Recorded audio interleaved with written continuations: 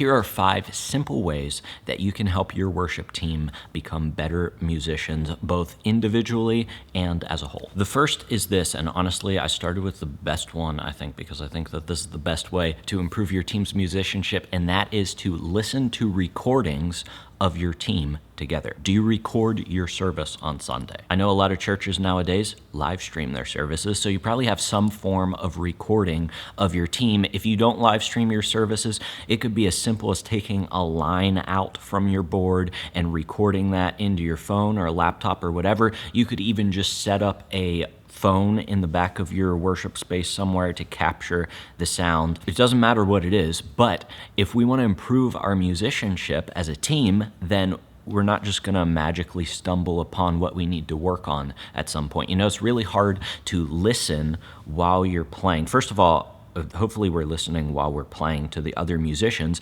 but that's a whole different kind of listening than it is to actually listening, okay, what does our team need to work on? And I know that even I personally, as a worship leader who's been leading worship for 16 years now, I find it difficult in the moment to be playing a song, leading worship, and thinking, okay, what can my band improve upon? Like, that's a lot of responsibility, and the whole what can my band improve upon, I don't even think is a responsibility that you should put on yourself whenever you're leading worship. So the good news is that we can record ourselves and listen back to it. It's easier than ever to do that. So pull up your live stream, take a recording straight out of your soundboard, set up a phone in the back of your worship space, whatever it is, and listen to your team playing a song. And here's what you're going to learn. You're going to learn where you're struggling.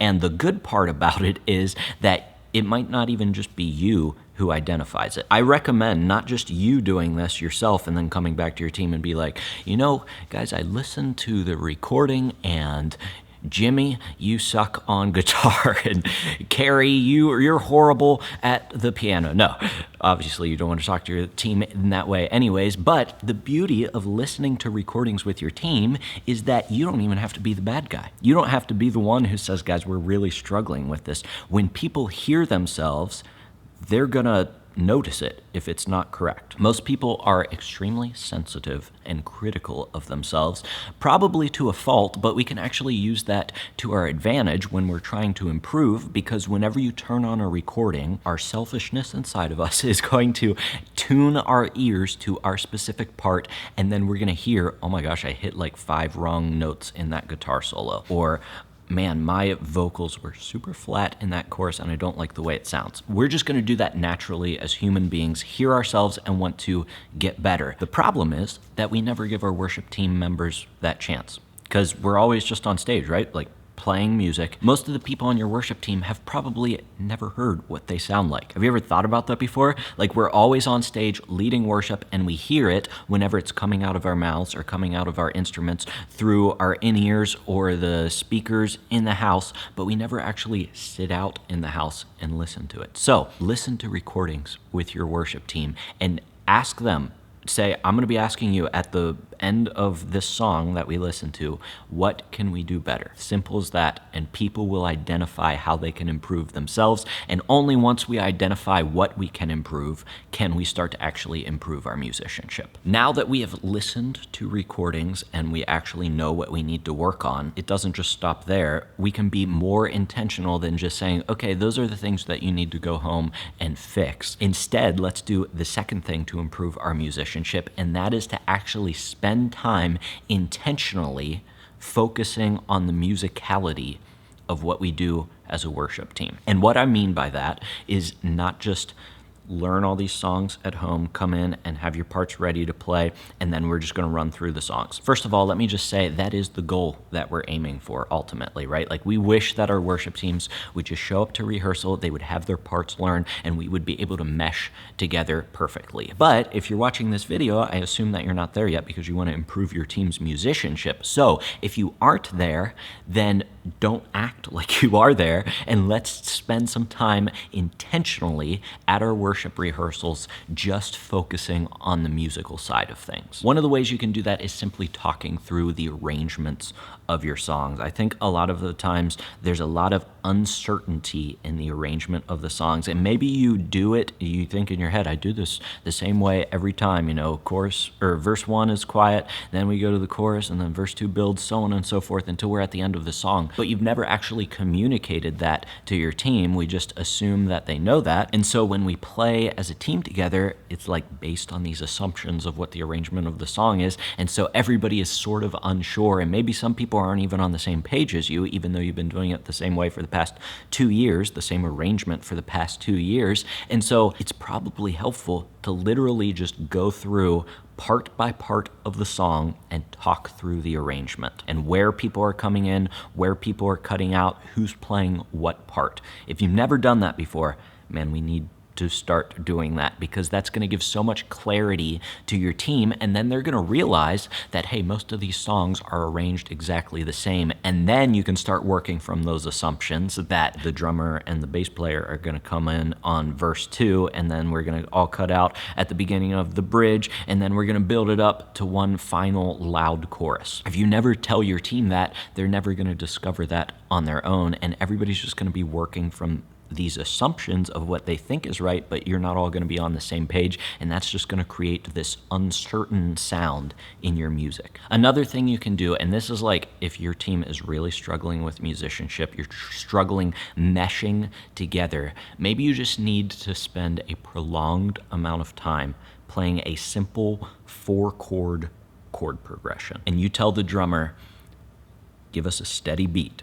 Doon, doon, ka, doon, doon, doon, ka. I'm not sure why I'm doing a doon, doon whenever I'm hitting the hi-hat, but tss, tss, ka, tss, tss, tss, ka. And they keep that rhythm going, and then one at a time, you add in the band members, and the bass player comes in, doom, doom, doom, doom, boom, boom, boom, boom, and they play that a little bit, and now your bass player and your drummer are locked in together. Okay, acoustic guitar, let's come in. Do you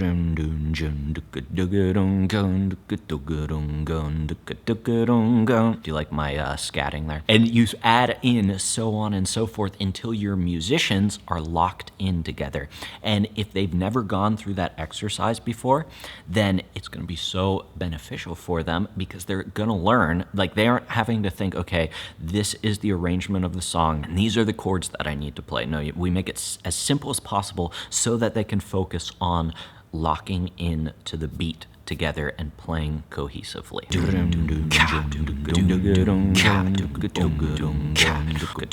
Kind of piggybacking off of those ideas, let's talk about the third thing you can do to improve your team's musicianship, and that is to listen to the original recording of a song that your team is very familiar with and having them pick out the arrangement of it. A lot of worship team members, if you have a proper vetting system before they get on your team, I think can play their instruments fairly well. The problem comes in not with them being able to play an E minor, a C, a G, or a D chord. The problem is that they don't know how to play that in the context of a band. They don't know how to play that with other people. And that is a whole different skill. If you know that skill, then you know that that is a whole different skill as opposed to them playing their guitar at home by themselves for hours on end. They learn the fundamentals of instrument playing on their own, but band playing is a whole different animal, because we need to figure out where we fit in the band. And maybe that's what you need to focus on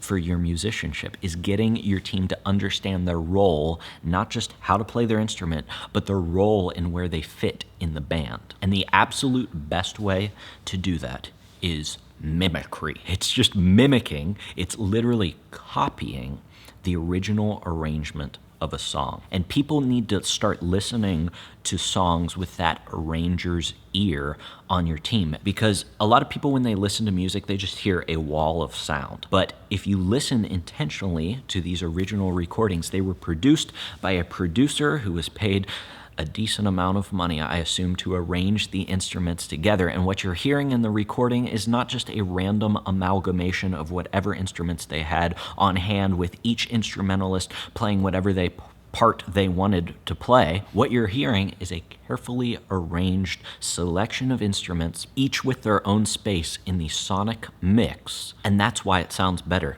than your team. And so, literally 90% of your team sounding good after they have learned how to play their instrument decent enough is them arranging the instruments appropriately. So here's the exercise I want you to do with your team if you feel like this is something that you need to focus on. At your next worship rehearsal, take the original recording of a song that's familiar to your team, or maybe one that you're just doing on Sunday, and before you play through it, sit down with your team and say, I want you to listen to this original recording, and I want you to think about these three things. When does my instrument come in? When does my instrument cut out? And how does my instrument mesh with the other instruments in this recording? And even if they aren't able to articulate the answers to those questions very well, you're going to start opening up this thought process of, when I'm playing with my team, it's not just me. I have to figure out how I fit in with them so that things sound good. And you're going to start that thought process. That's a whole lot different than saying, hey, you're a background vocalist, just don't come in until the second chorus. We actually want to teach our team why. We want to teach them how to fish so that next time they learn a song, after we've done this exercise probably 3 or 4 times, they're going to start to go through that process on their own. When you say, hey, we're going to do this new song, and they pull up the original recording, and now the background vocalist isn't like, okay, I'm just going to sing the melody or even the harmony the entire way through the song. I'm actually going to pick my spots because I know that that's what lends itself to musicianship when I'm playing with a band, is not just singing the whole way through, or the drummer just smashing the drums the whole way through, or the guitarist just strumming as hard as they can the whole way through. The musicianship comes whenever we learn our parts and put them into the song in appropriate places, leaving room for the other instruments. Now, I've got 2 more ways to improve your musicianship for you, but I want to let you know that the best time to work on these things that I'm talking about are at your worship rehearsals, and you need to have a solid plan for your worship rehearsal, and that's why I've linked down in the description below a free PDF called the Worship Rehearsal Blueprint, where I'll show you how to have the perfect worship rehearsal every single week. So check that out down in the description below. The 4th way to improve your team's musicianship, super practical, just take the time to watch a workshop about musicianship. And I'm going to leave some suggestions for workshops down in the description below. Just one that comes to mind instantly is Paul Balash's worship band workshop. I forget the exact name of it. Like I said, I'll leave a link down in the description below. But it's just a great workshop that teaches your team how to think like a band. And Paul Balash, one of my favorite worship leaders, has so much insight into that. The one I'm going to link down below, I think, has to do with like arranging and dynamics. So kind of what I just talked about in the last point. But I think it's like 20 minutes long. Like you could fit that into a worship rehearsal if you were telling your team, okay, this rehearsal, we're going to be really intentional about improving our musicianship. So I want us to spend the first 20 minutes watching this training. Or if you're feeling a little bit more intentional than just a 20-minute training, you could get together with your team on a Saturday, watch a workshop that's like an hour long, one of the ones I've linked down in the description below, and then you can have your team actually run through some of the exercises that you learned in the workshop. And that could be like a 2.5 hour intensive for your worship team, where they can solely focus on improving their musicianship. And it's not even like, hey, we're going to use this time to get ready for Sunday. I think sometimes we get caught in that loop, right? Where it's always, we got to learn 5 more songs for this coming Sunday, or 4 more songs, or however many songs you do. And we never take the time to actually work on the fundamentals because we're just focused on the top part of, I need to get all these songs ready for Sunday. So maybe you need to take 2 hours on a Saturday from 9 to 11 or whatever time frame works for you. Maybe you need to take that time to just learn and pour into your team by watching one of these workshops. Number 5, and I said the one at the beginning was the most important, but this one's probably the most important, and that is that if you want your worship team's musicianship to improve, then guess what?